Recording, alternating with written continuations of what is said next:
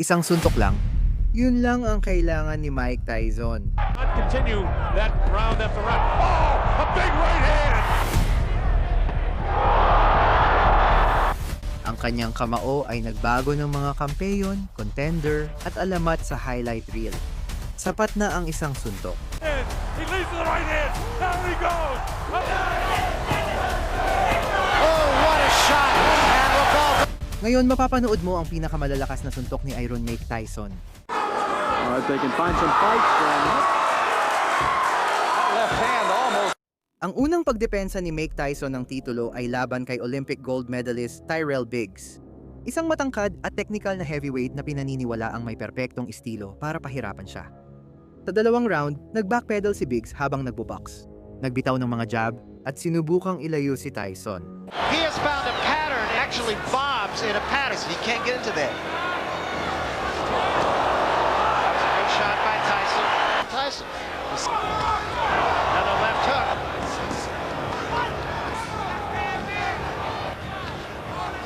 For 5 rounds. Pero si Tyson ay di tumigil. Pagdating ng ikapitong round, sobra na ang parusa. Tinapos ni Tyson sa malupit na kanang suntok, sinundan ng maikling kaliwang hook. Oh, that was a tremendous left hand. Oh, this is it. He is gone right now. He has no legs at all. And 10 seconds to go in a round. There's a left hand. He's down again. Bumagsak si Biggs sa lona, duguan at talunan. Ito'y pahayag sa mundo ng boxing. Si Tyson ay hindi lang batang kampeon. Isa siyang mapanirang makina, madaling pabagsakin ng mga elite na boksingero. Kahit gaano kalupit ang naging wakas, matagal nang inihanda ang daan patungo sa korona bago pa man. Sa isang knockout na napakabrutal, na siyang nagkorona sa kanya bilang pinakabatang kampeon sa kasaysayan ng heavyweight. Isa sa mga pinaka-memorable na pagtatapos ni Tyson ay nangyari noong 1986 laban kay Trevor Berbick, isang mabilis na kaliwang hook ang nagpatumba sa kanya at ginawang pinakabatang heavyweight champion sa kasaysayan. Tyson will be able to get underneath it. Oh, wow. With a right, another left hook that just raises. Trevor, with this bravado, could get it. He's standing flat-footed right in front of him and went just in round 1. Tyson clips him with a right like it was against Piglet Thomas when he won the title. Hook is Berbick and Tyson clips him with a left hand. Look at this, combination. And Berbick winning now. We're only in round 2. And the head... Tinubukan ni Berbick na lumaban, pero ang bilis at agresibo ni Tyson ay napakalupit. Malinis na hook ang nagpatumba sa kanya. At nang tinangka niyang tumayo, hindi kinaya ng kanyang mga binti. Wow, with that uppercut is Tyson. Catches him with a right left hook. And he goes down. He goes down. He should be able to get up from this. His legs may be shut. They are. As Trevor Berbick falls back in the rope. I don't know if he's going to be able to continue. He's got the heart. But his body won't let him do what his mind wants to.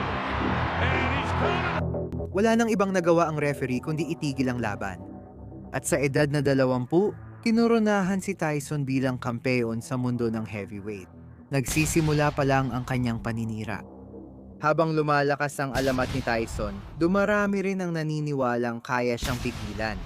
Isa sa kanila ay isang dating kampeon sa heavyweight. Natutunan niya sa pinakamahirap na paraan kung ano ang ibig sabihin ng matikman ang suntok ni Tyson. Noong Enero ng 1988, si Larry Holmes, dating kampeon, ay bumalik mula sa pagreretiro para hamunin ang batang mamumuksa. Bell. Larry to throw Tyson off balance by shifting left and...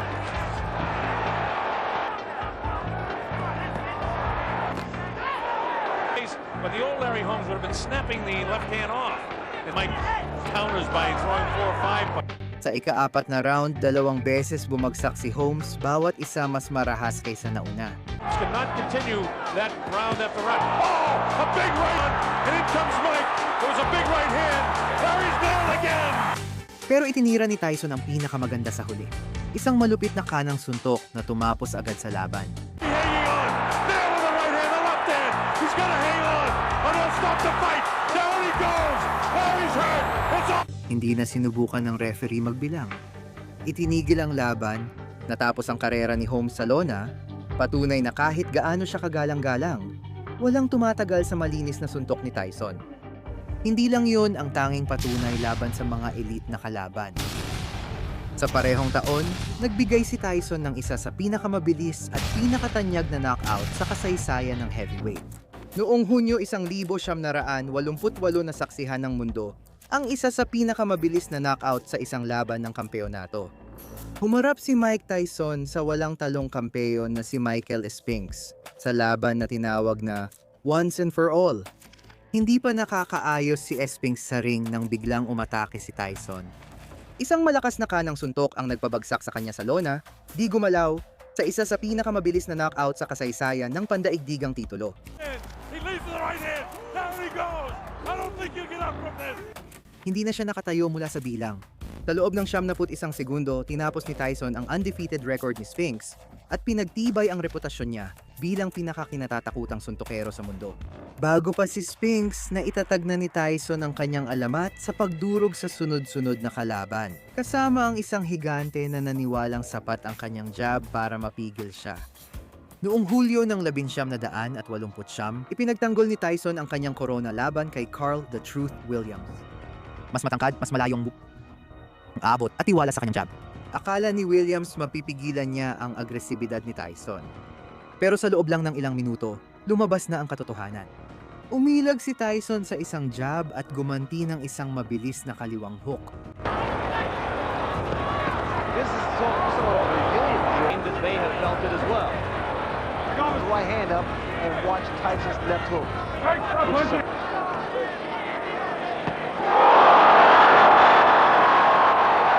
Malakas ang bagsak ni Williams, di na siya nakabawi. Agad pinatigil ng referee ang laban. Pero hindi lang winawasak ni Tyson ang kalaban. Minsan sinasaktan niya sila sa paraang nagiiwan ng habambuhay na pilat. Parang noong binasag niya ang ilong ni Jesse Ferguson.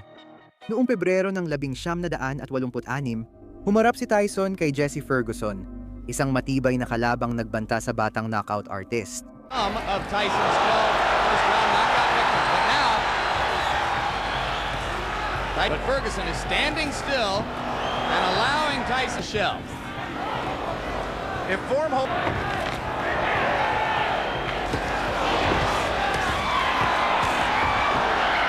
Mike Tyson, the thing that makes him special, not just power, but he really gets the punch there quickly. The pressure of the event has got to drain something out of him.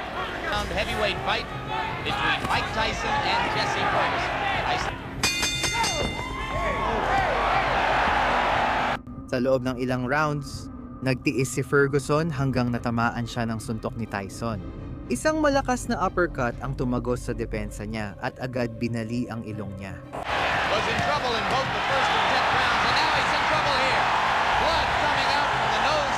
Dumadaloy ang dugo habang bumagsak si Ferguson at nagbibilang ang referee. Tumayo siya pero tapos na siya. Itinigil ang laban makalipas lang ng kaunti. Ferguson's nose, Jim. He is in desperate trouble. He will not last much longer.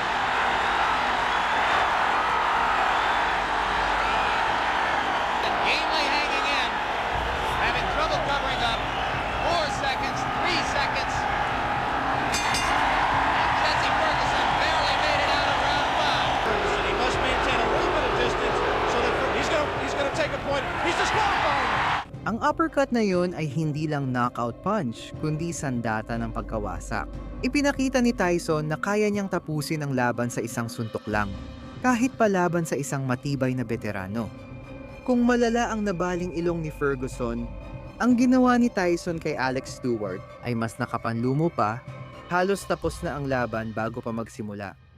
Noong Disyembre ng 1990, hinarap ni Tyson si Alex "The Destroyer" Stewart, delikadong boksingero na may mataas na knockout ratio sa dibisyon. Pero laban kay Tyson, walang saysay ang mga palayaw. Mula sa unang kampana, kinain siya ni Tyson. Isang malakas na kaliwang hook at kombinasyon ang nagpabagsak kay Stewart sa unang round. Try to keep Tyson occupied. If he stops throwing, he'll be dead. Tyson lands a right and another. A good right hand that hurt Stewart again, but Stewart is still upright.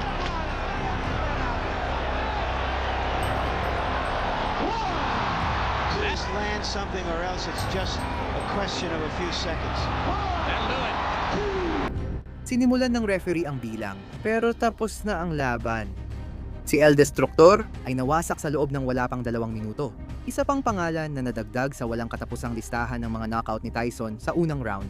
Pero hindi lang si Stewart ang nabiktima ng lakas ng suntok ni Tyson. Isang dekada ang lumipas, si Andrew Golota ay nakaranas din ng isang banggungot. Hindi ito dahil sa desisyon, kundi sa matinding epekto ng pinakamabangis na suntok ni Tyson. Noong Oktubre ng 2000, umakyat si Mike Tyson sa ring laban sa Polakong si Andrew the Polish Butcher Golota. Mula sa unang round, bawat suntok ni Tyson ay may masamang balak. Isa ron ang nagbago ng lahat. Tyson.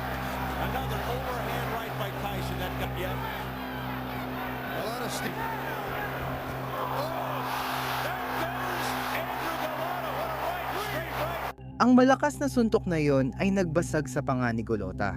Pero mas nakakagulat ay paparating pa lang. And 40 pounds into position clean. The overhand right just missed with that. Oh, I don't think he wants to go on. I don't think he wants. It's over. He's done it again. Golota quits. Look at this drama. Al Shermer says Sa dulo ng round, 2 sumuko si Golota. Hindi dahil sa isang pinsala, hindi dahil sa panghihimasok ng referee, kundi dahil hindi na niya kayang tiisin kahit sandali pa sa harap ng lalaking may pinakamapaminsalang kamao sa mundo.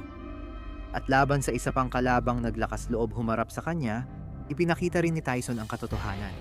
Dahil sa malupit na kanang suntok, nagtapos ang mapait na rematch. Noong Hunyo ng 1971, si Mike Tyson ay muling hinarap si Donovan Razor Radok para tapusin ang isang mainit na tunggalian. Pareho nilang ipinangako ang digmaan at sa 2 rounds, nagpalitan sila ng malalakas na suntok. Ruddock almost disdaining his hook.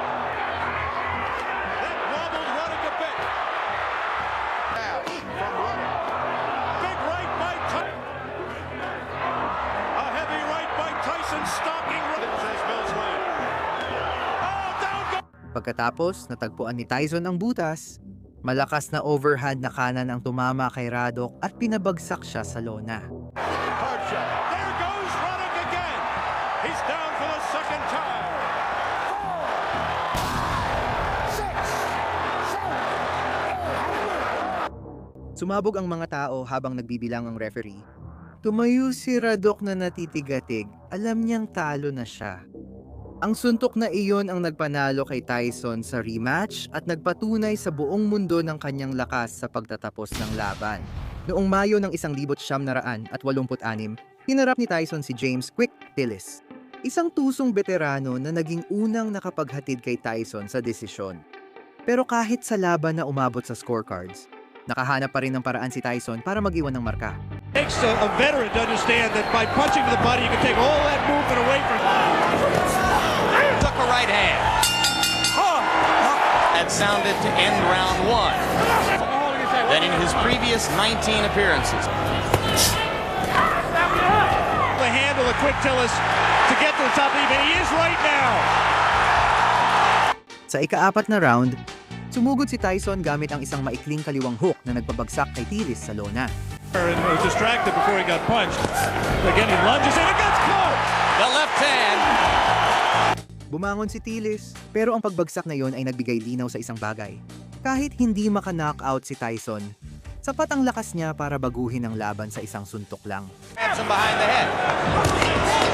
Tillis landed a left. Didn't seem. Including the time he fought for the title. He's this way and goes to a decision. Tyson will might as well. It was inevitable that he Clenches when his hands are free and he has a chance to punch. Landed a. See how Mike reacts to this. Closing with a flurry. The bell is going to sound. Para kay Tillis, ang desisyon ay moral na tagumpay. Para kay Tyson, isa lang itong gabi na napatunayan niyang siya ang pinakamapanganib na puncher sa boxing. Paano kung isang suntok lang kaya tumumba ang veterano? Kaya ng kanyang kombinasyon sa katawan at ulo na pabagsakin ang kalaban. Ang susunod na higante ay malupit na matutuklasan nito. Noong Agosto ng 1986, nakipaglaban si Tyson kay Jose Rivalta, isa sa pinakamabigat niyang kalaban noong simula ng karera niya. Sa 10 round, tiniis ni Rivalta ang mga suntok ni Tyson at patuloy siyang bumalik. Just tremendous body shots and what an uppercut. But you gotta time it.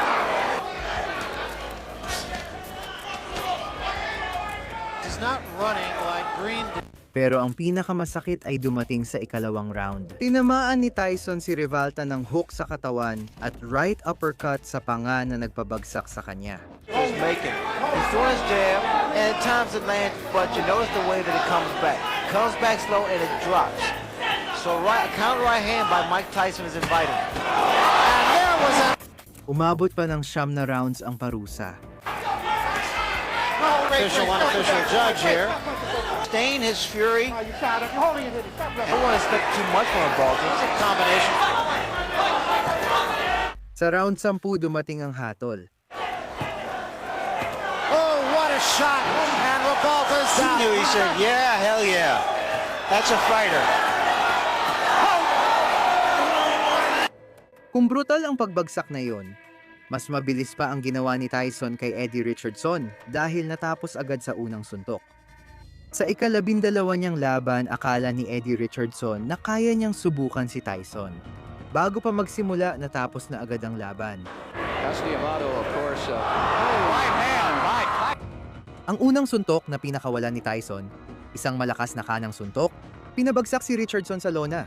Nakatayo pa pero ang kasunod na suntok ang nagdesisyon sa kanyang kapalaran. Future. They can find some fights.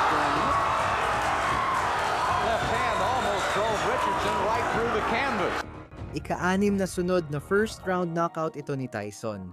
Matinding paalala na isang suntok lang ang kailangan niya para tapusin ang laban. At kung Richardson lang ang kailangan, si Michael Johnson ay natutong kapareho ring leksyon. Mas mabilis pa. Noong Setyembre ng 1985, umakyat sa ring sina Michael Johnson at Tyson at tumagal lang ng 30 segundo. I'm glad you pointed it out because down he goes.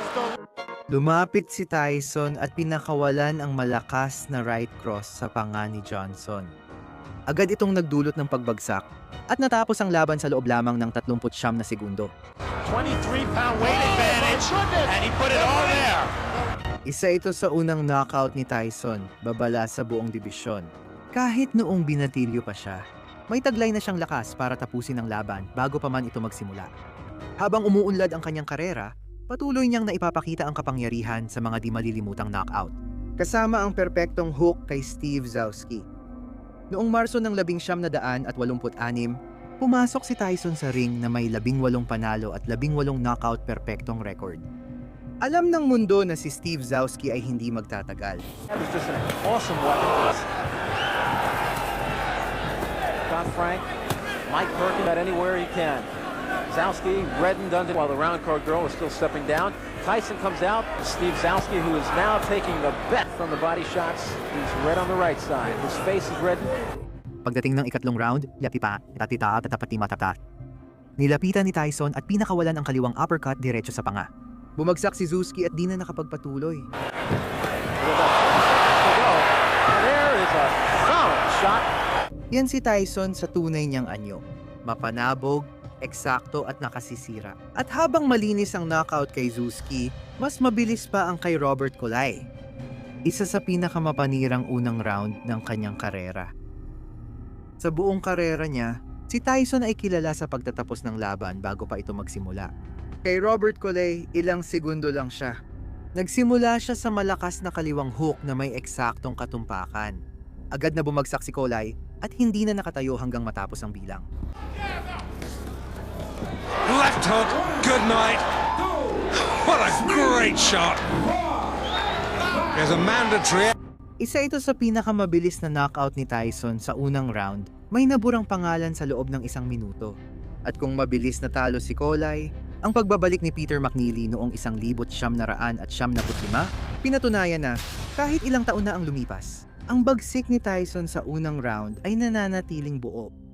Matapos magtapos ng sentensya sa kulungan, si Tyson ay bumalik sa ring noong Agosto ng 1975 laban sa hindi kilalang kalabang si Peter McNeely. Marami ang nagtatanong kung nandyan pa si Tyson. Dumating ang sagot sa loob ng wala pang 1 minuto. Si McNeely ay sumugod ng padalos-dalos. Sinalubong siya ni Tyson ng malakas na suntok, kaya siya bumagsak sa lona. And McNeely, as advertised, comes right at Mike Tyson. Down goes McNeely! Sa loob ng 70 segundo 2 beses, bumagsak si Peter sa mga suntok ni Tyson. Way inside. Tyson seeming to just Already been down. Mills Lane and stop that nonsense because they were starting to butt heads. Oh, Tyson with a left hook, a right up, and down goes McNeely again. McNeely's hurt this time, Steve. Nakita na ng kanyang sulok ang sapat. Itinapon na nila ang tuwalya bago pa siya bumagsak sa ikatlong pagkakataon. They want Tyson to go to the neutral corner. What's going on? The round Oh, that was not correct. That was not correct. That was not correct. Ganoon kabilis. Kumpleto na ang pagbabalik ni Tyson. Isang suntok lang sapat para ipaalala sa mundo kung sino siya. Mula sa pagpapatumba ng higante hanggang sa pagsira ng alamat, ang kamao ni Tyson, muling binago ang kasaysayan ng mga knockout.